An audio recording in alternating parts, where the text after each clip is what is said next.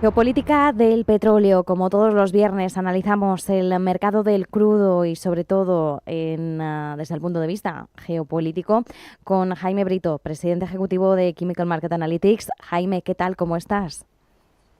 Hola Marta, ¿cómo estás? Un placer saludarte.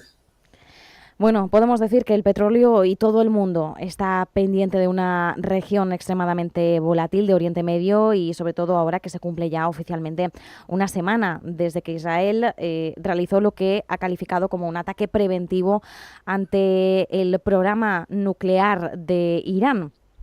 Llevamos 8 días consecutivos de ataques por uno y otro lado y efectivamente esto tiene una repercusión sobre el crudo. Ya la semana pasada hablábamos de las posibles consecuencias, pero vamos a analizar en primer lugar, si te parece, cómo está el contexto en estos momentos. ¿Qué es lo que más te ya está llamando la atención del petróleo?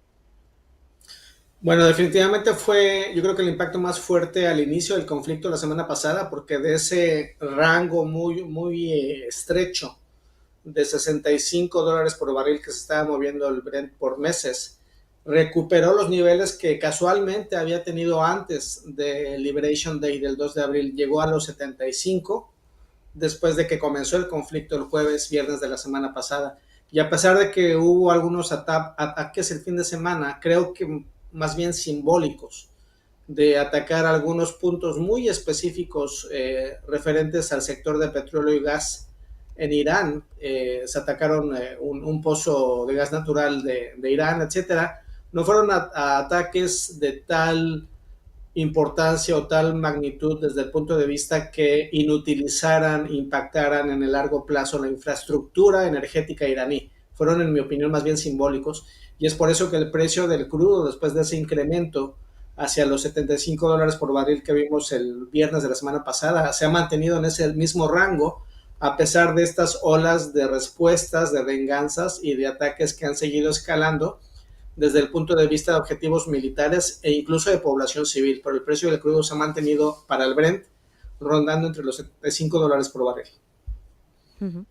Bueno, son, por tanto, niveles en estos momentos que debemos vigilar. Mientras tanto, claro, se habla mucho de la posibilidad de que Irán, en un movimiento que desde luego sería impactante, pudiera bloquear, cerrar el estrecho de Hormuz. Hablábamos, y de hecho tú muy bien, Jaime, nos explicabas la importancia de este estrecho, todo el flujo de crudo. Si no voy mal, en porcentajes estamos hablando del 20% del crudo mundial, puede ser, cuando hablamos del tránsito que se mueve en Hormuz. Corrígeme si me equivoco, Jaime. Sí, es que es un balance un poco complicado porque la demanda Sí. mundial de petrolíferos es de 100 millones y pasan Uh-huh. 20 de crudo. Y la Uh-huh. demanda de crudo como tal es de como 75. Entonces podríamos decir que entre el 20 y el 25% de la demanda Vale. mundial de crudo. Vale, sí, por no dar datos erróneos, bueno, decíamos que, claro, esto desde luego podría impactar al alza los precios del crudo, pero esta semana Rusia abría la puerta a una posible alianza, una acción conjunta con Arabia Saudí y Estados Unidos si realmente se vieran en ese escenario. ¿Cuál sería, por tanto, el movimiento que ellos podrían ejecutar? Rusia nos situaba en el momento de la pandemia, cuando ya se produjo un movimiento similar en plena hecatombe con el desplome de los precios del crudo. ¿Crees que realmente se podría llevar a cabo esta alianza? ¿Qué supondría para el mercado de crudo? ¿Conseguiría equilibrar ese bloqueo a través de Hormuz?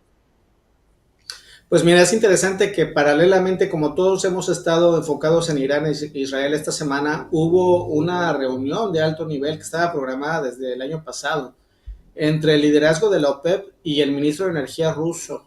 Fue una reunión anual que es de gran importancia porque reafirma, confirma la alianza, la cohesión entre la OPEP y Rusia. Y yo creo que en el contexto de esta reunión, en donde se dieron la mano, se estrecharon lazos, se confirmaron alianzas, creo que dentro de este contexto es que Rusia está comentando que su posición al respecto del conflicto es de mediador, de buscar la paz y de resolver alguna crisis que pudiera salir en esta región. Desde mi punto de vista muy personal, creo que hay 4 escenarios muy específicos, Marta, y los voy a ver muy rápido Uh-huh. contigo, Sí. porque creo que el objetivo final, lo que ya se ha dado a conocer, es un cambio de régimen desde mi punto de vista, lo que busca Israel que ocurre en Irán. Por eso incluso de parte de la administración Trump se está diciendo que buscan una rendición incondicional, o sea, quieren que el líder actual de Irán salga o deje de gobernar el país. Entonces creo que hay 4 opciones diferentes. En primer lugar, algún tipo de revolución doméstica, digamos, oposición, el heredero de la administración anterior, antes de la revolución, que pudiera tomar el poder, etcétera. Yo lo veo complicado porque el pueblo iraní está apoyando con manifestaciones, etcétera, al régimen actual. Entonces lo veo difícil. Número 2, un ataque militar de tal forma que por completo desaparezca, digamos, la administración actual, ¿no? Una especie de intervención similar a la que ocurrió en Irak con Saddam Hussein. Sí. Y que esto, en mi opinión, pudiera más ser sobre todo con intervención de Israel y con poca, si acaso alguna participación de Estados Unidos. En tercer lugar, que pudiera haber algún tipo de negociación y un autoexilio del líder de Irán para que deje el paso a otro cambio de gobierno, que la veo también complicada. Y la cuarta opción es que continúen la situación actual, o sea, que ya más debilitado, con menos infraestructura nuclear, se quede el régimen actual y que continúen los siguientes años como estamos hoy. Y te comento todo esto porque de todos estos escenarios creo que nada más uno o dos posibilitarían la desesperación, el decir ya no queda nada más que perder de parte del régimen, de decir, ¿saben qué? Voy a atacar bases militares de Estados Unidos en el Medio Oriente, voy a atacar pozos petroleros, barcos, voy a hacer lo que pueda para obstaculizar el tráfico en el estrecho de Hormuz. Entonces creo que en este sentido, sinceramente creo que la posibilidad es baja. Viendo cómo están las cosas, a lo mejor puede ser que continuemos como estemos ahorita los siguientes años, pero ya con un Irán mucho más debilitado y sin posibilidades de seguir trabajando como estaba antes en el tema nuclear.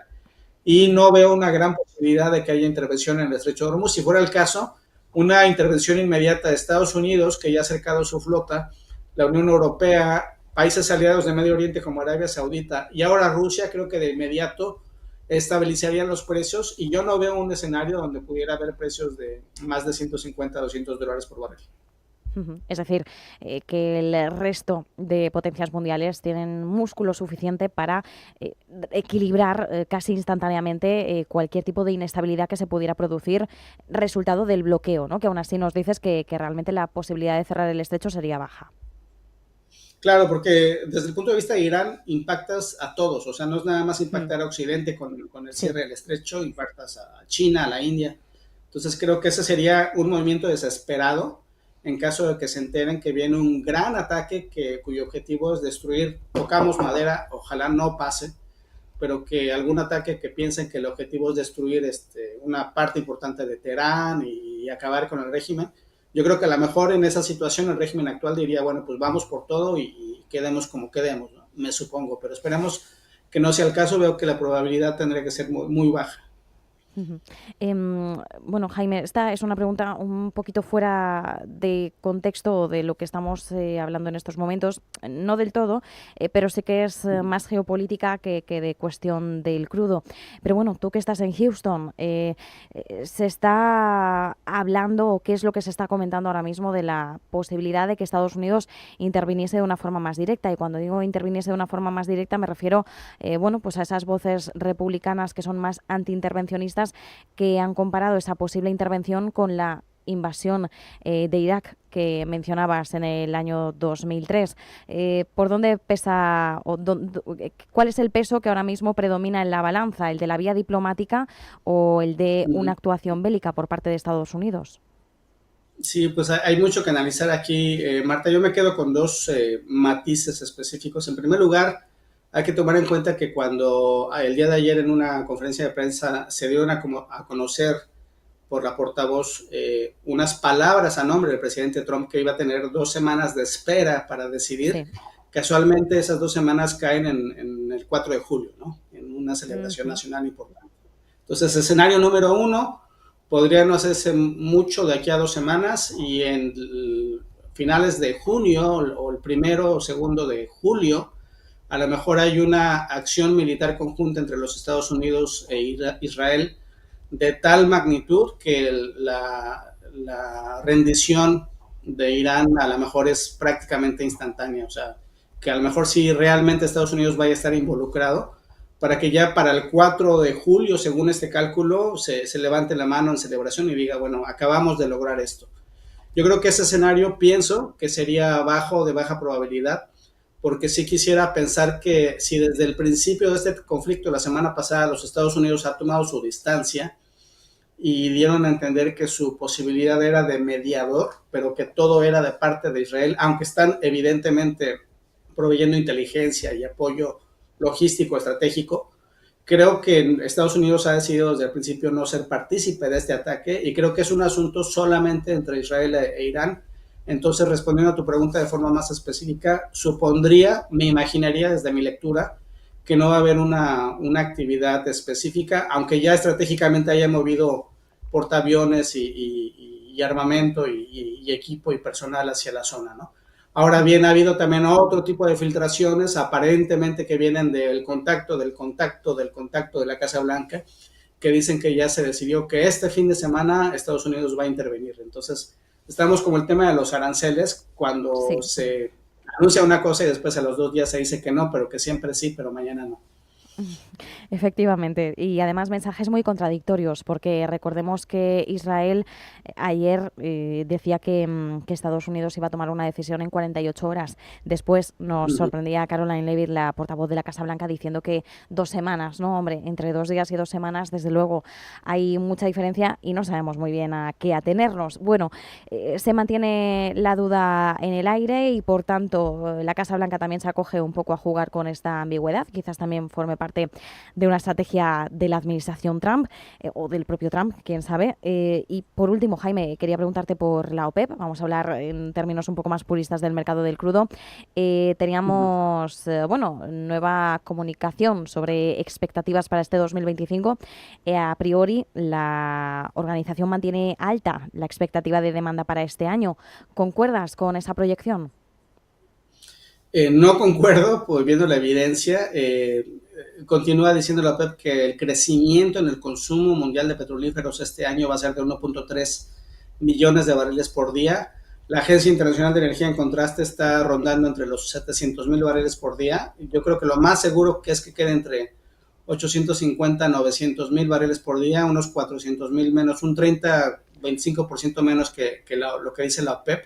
Y es que la OPEP debe mantener esta narrativa, este mensaje de que va a haber un crecimiento de la demanda y por tanto voy a incrementar mi producción para justificar aquellos recortes que hemos mencionado, que traía aguantándose desde el 2023, 2 millones de barriles, y que ha ido gradualmente agregando al mercado, regresando al mercado desde abril, y que muy probablemente anuncie que para agosto viene otro incremento, aunque de forma neta no es un incremento tan grande porque en el plan de compensación algunos países están reduciendo producción.